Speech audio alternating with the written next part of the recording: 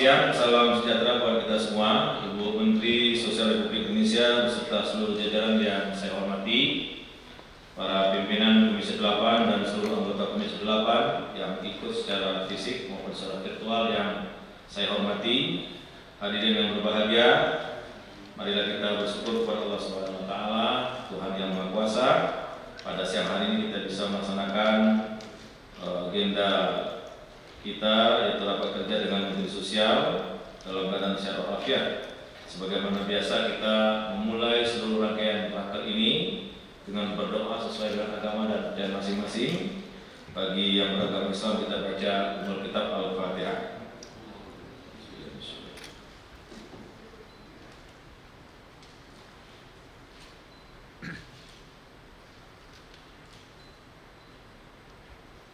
Selesai.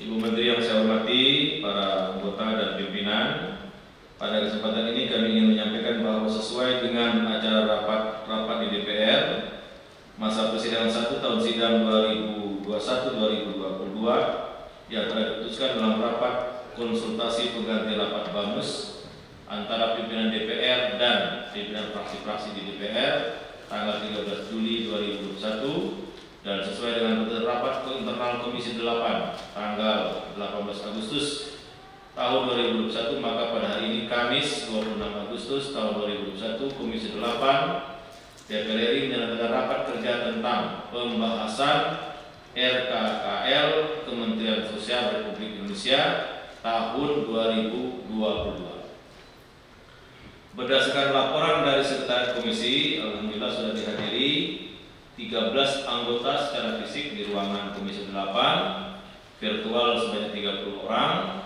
dari 9 fraksi. Oleh karena itu, berdasarkan tata tertib DPR pasal 281 ayat 1, quorum sudah tercapai. Atas persetujuan Ibu Menteri dan seluruh anggota Komisi 8 dan pimpinan, izinkan kami membuka rapat ini dengan mengucapkan bismillahirrahmanirrahim. Rapat ini saya buka dan terbuka untuk umum. Baik, agenda kita pada hari ini yang pertama pengantar pimpinan rapat, yang kedua penjelasan Menteri Sosial tentang pembahasan RKKL Kementerian Sosial tahun 2022, yang ketiga respon atau tanya jawab dari anggota termasuk dari meja pimpinan, yang keempat kesimpulan dari rapat hari ini, yang kelima penutup. Apakah 5 agenda yang saya bacakan bisa disetujui? Baik, kita mulai rapat pukul 14.20, kita akhiri pukul 15.30 ya. Cukup lah ya. Kalau bisa dipercepat, kenapa bertele-tele Pak Menteri ya? Baik, setuju ya. Nanti kalau perlu tetap perpanjang tapi harapan kita tepat waktu.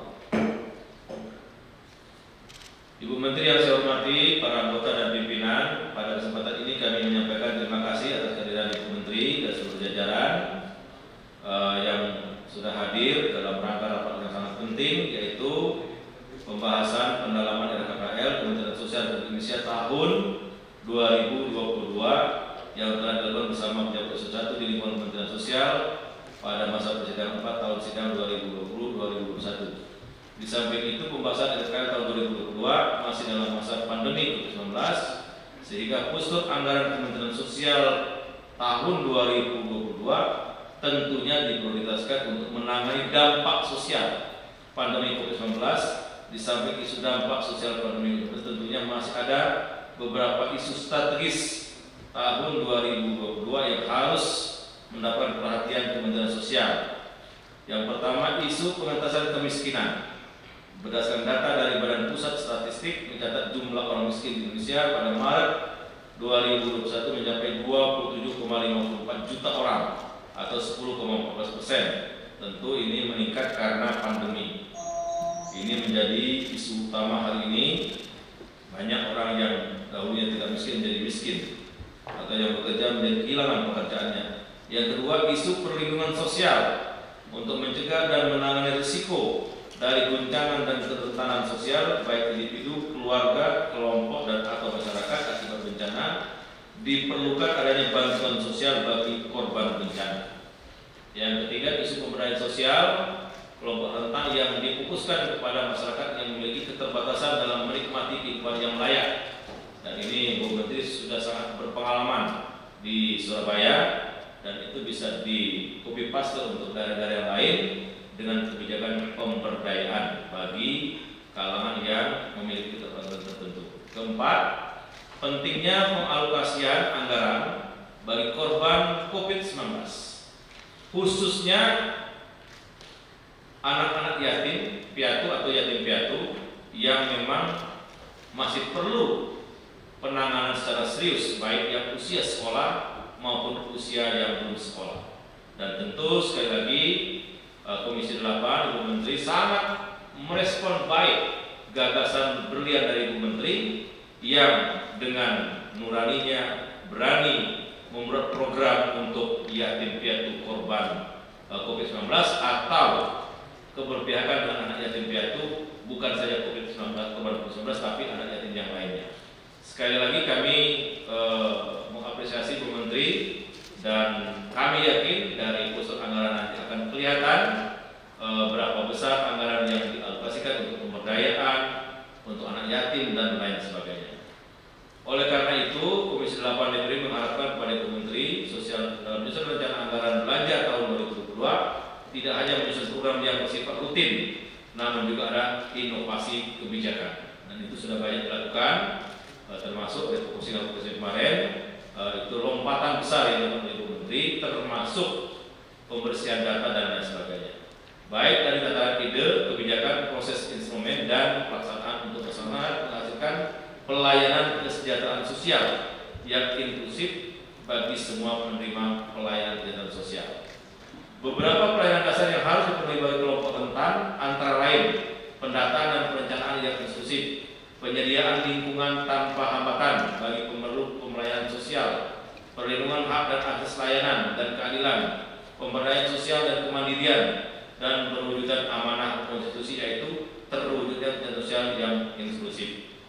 Setelah mencermati penjelasan tertulis yang disampaikan oleh Menteri Sosial terkait dengan materi rapat tentang pembahasan RKL Kementerian Sosial tahun 2020 hari ini, dapat kami sampaikan bahwa rencana kerja dan anggaran Kementerian Sosial tahun 2022 sebesar 78 triliun 256 miliar 327 juta 121 ribu rupiah.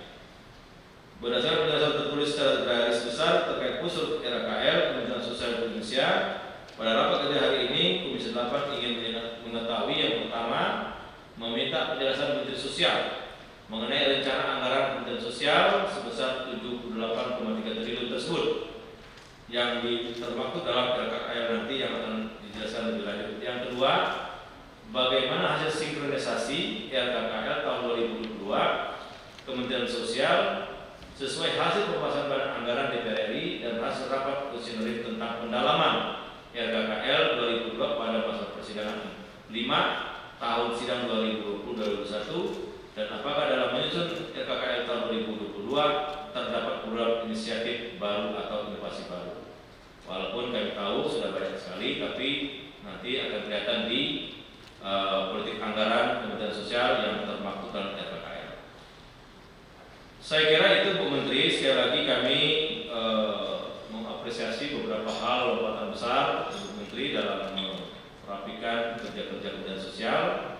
Mudah-mudahan ini sebagai legasi atau pengabdian tanpa batas dari Kementerian Sosial terhadap bangsa dan negara. Selanjutnya kami persilakan kepada Bu Menteri untuk menjelaskan atau memaparkan agenda hari ini, yaitu RKKL Kementerian Sosial tahun 2022. Kepada Ibu Menteri kami persilakan. Terima kasih Bapak Ketua. Assalamualaikum warahmatullahi wabarakatuh. Selamat siang. Salam Om Swastiastu, Namo Buddhaya, salam kebajikan, rahayu. Yang saya hormati Bapak Ketua Komisi 8 DPR RI, yang saya hormati para Wakil Ketua Komisi 8 DPR RI, yang saya hormati para anggota Komisi 8 DPR RI, teman-teman dari Kementerian Sosial dan hadirin yang berbahagia. Mengawali sambutan kami, pertama marilah kita panjatkan syukur kehadirat Allah SWT yang telah melimpahkan rahmat dan karunia-Nya sehingga kita dapat memenuhi undangan rapat kerja Komisi 8 DPR RI dengan Menteri Sosial pada hari Kamis tanggal 26 Agustus 2021 tentang RKAPL Kementerian Sosial tahun anggaran 2022 dalam kondisi sehat walafiat. Pimpinan sidang, Bapak Ibu dan anggota Dewan yang kami hormati, serta hadirin yang berbahagia. Kami ingin menyampaikan bahwa kalau kita bandingkan pada tahun anggaran 2021 dengan pagu anggaran tahun 2022, memang terjadi penurunan kurang lebih 26,79%. Jadi semula adalah 106 triliun 895 miliar 23 juta 153 ribu. Kemudian pagu anggaran tahun 2022 itu adalah 78 triliun 256 miliar 327 juta 121 ribu rupiah. Ini memang saat diserahkan di DPR itu memang belum saat itu belum diskusi kami belum selesai tentang pembahasan anak yatim maupun penambahan yang 5,9 juta, karena penambahan 5,9 juta yang baru BPNT itu baru kita bahas setelah ini meluncur. Jadi usulan ini meluncur ke DPR. Namun insya Allah sudah sepengetahuan Ibu Menkyu bahwa sudah di total bahwa yang BPNT itu bukan hanya 18,8, namun ada penambahan 5,9 juta usulan daerah. Nah, kemudian yang berikutnya di tengah perjalanan pula itu kami juga mengusulkan yang anak yatim dan alhamdulillah itu juga direspon baik. Jadi nanti kami mungkin akan mengusulkannya kalau nanti proses anggaran ini selesai mungkin melalui BAB.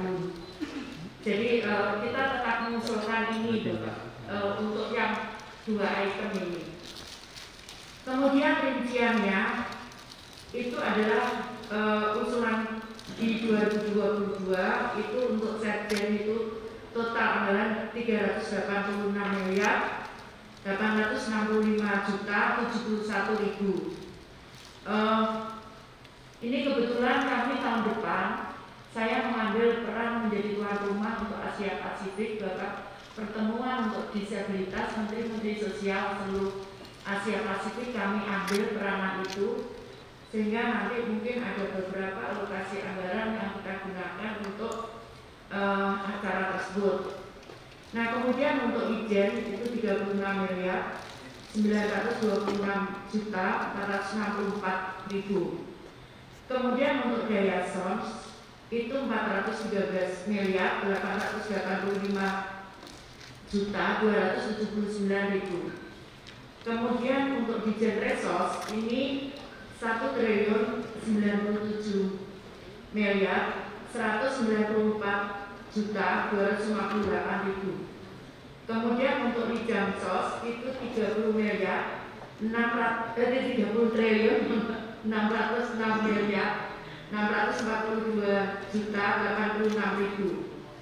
Kemudian untuk PFN itu 45 triliun 408 miliar 970 ribu 970 juta 696 ribu.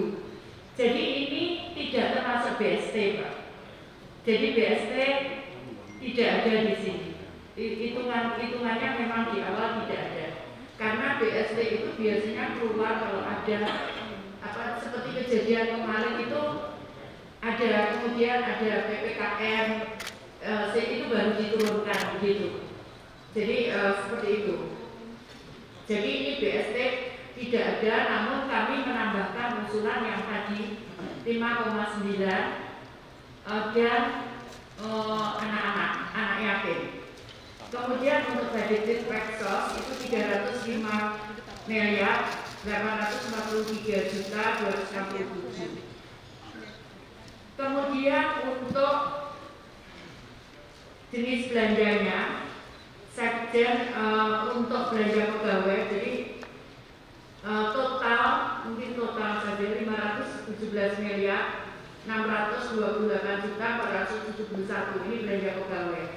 Kemudian belanja barang untuk operasional 284 miliar 406 juta 991 ribu. Kemudian non operasional yang 3 triliun 273 miliar 232 juta 131 ribu. Ini yang besar adalah untuk honor PKH 1 triliun sendiri, 1,7 triliun. Iya, honor yang besar itu Pak. Di di Prinjansos, perlindungan Dijen Jansos Pak. Itu 1,7 itu untuk honor PKH. Izin maksudnya honor pendamping apa itu? Iya, pendamping Mbak. SDM PKH. Iya. Honor SDM PKH. Kemudian belanja modalnya itu 97 miliar 343 juta 728 ribu.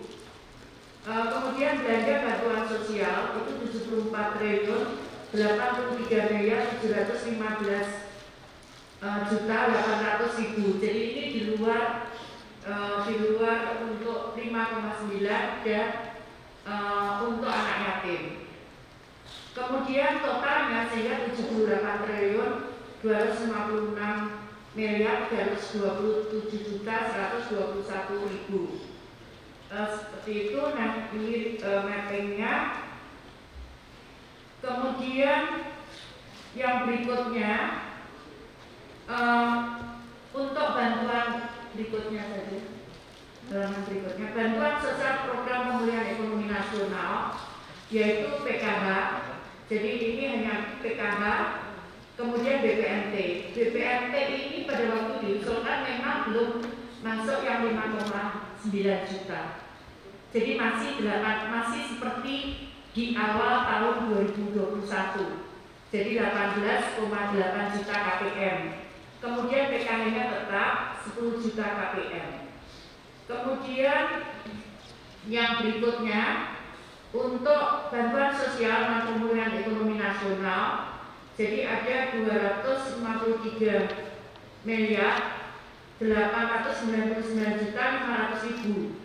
Ini yang banyak ada di Prinjansos itu 102 miliar itu untuk santunan kalau ada yang meninggal, kalau ada terjadi bencana kita berikan totalnya 102. Nah kemudian yang 49 ini termasuk yang kita bantukan untuk alat-alat bantu aksesibilitas. Jadi yang kita rubah jadi kursi roda elektrik. Kemudian itu 49. Kemudian yang untuk Jaya Sos ini untuk pemberdayaan komunitas adat terpencil.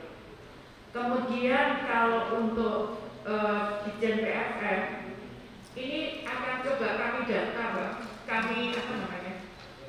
Kami untuk RTLH coba akan kami evaluasi karena 45 miliar dibagi 20 berarti 2000 kecil sekali 2.200. Iya 2.200. Ini nanti kami akan kami akan data lagi untuk ini. Nah kemudian kami perlu laporkan bahwa tahun 2021 ini kalau itu ada dana dekon untuk honor pendamping. Tapi ini terus terang penyerapannya itu tidak yang diserahkan ke provinsi. Nah, iya tapi penyerapannya tuh akhir-akhir tahun dan menurut saya tidak terlalu efektif. Kita tidak pernah tahu siapakah dia. Iya. Nah, kalau bukan PKH bukan pendamping BPNT. Nah, kalau itu ada 60 miliar dan 32 miliar. Nah ini kalau diperkenankan kami mohon izin karena ini anggaran juga kan kalau kita bagi rata kan kecil sekali. Akhirnya mereka juga mungkin karena kecil menyerahkan biasanya di akhir tahun. Nah kalau diperkenankan Bapak saya tadi sepakat dengan para dirjen membuat skim begini Pak. Jadi nanti STLH itu akan kita perbesar. Kemudian setelah itu ada jadi memang ada di 3 dirjen.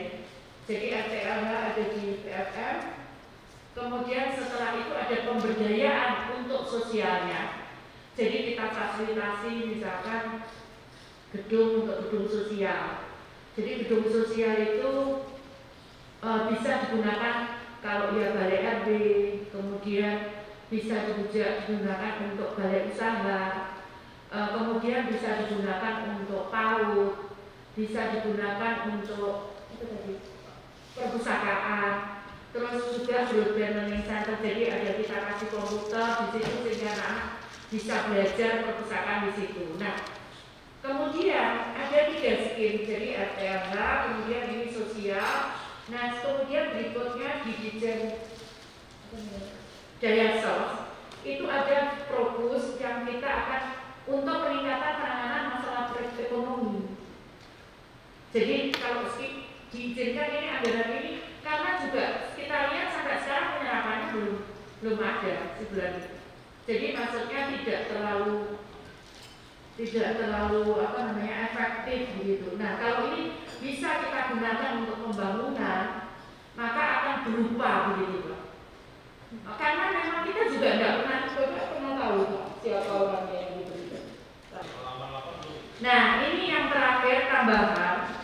Jadi untuk tambahan kartu sembako itu 5,9 juta KPM, jadi kurang lebih kebutuhannya 14,160 triliun. Nah kemudian untuk atensi anak yatim kebutuhannya kalau 4 juta 50.000 anak itu totalnya 9 triliun, 9,7 triliun begitu Pak. Yeah. Baik, mohon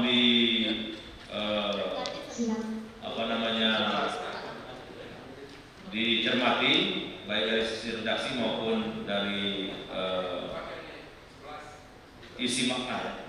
Baik, draft kesimpulan rapat kerja Komisi 8 DPR RI dengan Menteri Sosial RI masa persidangan 1 tahun sidang 2021-2022 Kamis 26 Agustus 2021.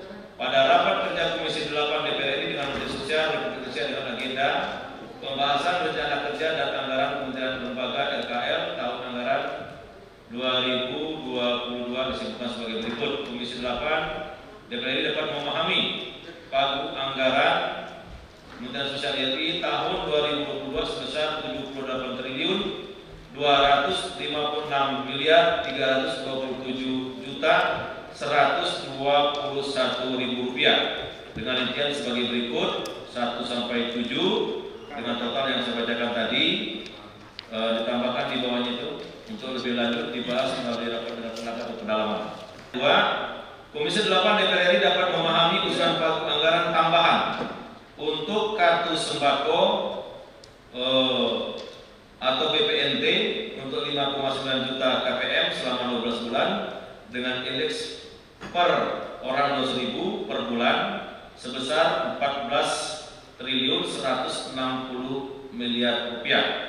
B. Program atensi anak untuk anak yatim selama 12 bulan sebesar 11 triliun 124 miliar 227 juta 112.000 rupiah. Selanjutnya Komisi 8 DPR RI meminta rincian dari usulan penambahan pagu anggaran tahun 2022 dan untuk dibahas dalam rapat dengan pendapat dengan Eselon 1 Kementerian Sosial Republik Indonesia. 3. Komisi 8 DPR RI meminta Menteri Sosial agar menindaklanjuti pandangan dan pendapat pimpinan dan anggota Komisi 8 DPR RI sebagai berikut. A. Mendukung pengalihan dana dekonsentrasi dinas sosial di lingkungan pemerintah daerah tahun 2022 untuk mendukung program prioritas B. Meningkatkan program tahun 2022 untuk diarahkan pada pemberdayaan sosial dampak COVID-19 guna mempercepat kemandirian sosial ekonomi masyarakat. C. Meningkatkan penambahan honorarium bagi para pendamping program Keluarga Harapan. D. Penyaluran program rumah tidak layak huni (Nutelahu) harus dipadukan dengan program pemberdayaan sosial lainnya. Baik, Bu Menteri, terima kasih. Kami ucapkan kepada Bu Menteri dan seluruh jajaran, terima kasih kepada para anggota dan pimpinan, baik yang hadir secara fisik maupun virtual. Alhamdulillah sudah kita selesaikan semua 5 agenda raker pada sore hari ini. Mudah-mudahan ini menjadi amal jariah kita semua. Karena sore hari ini di tempat yang mulia ini kita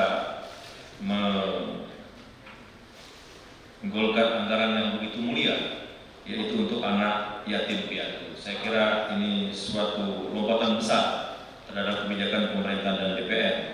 Oleh karena itu mari kita kawal sama-sama, Bapak Ibu, berdoa semoga anggaran tambahan yang disediakan oleh Kementerian Sosial khususnya untuk anak yatim piatu ini bisa terrealisasi.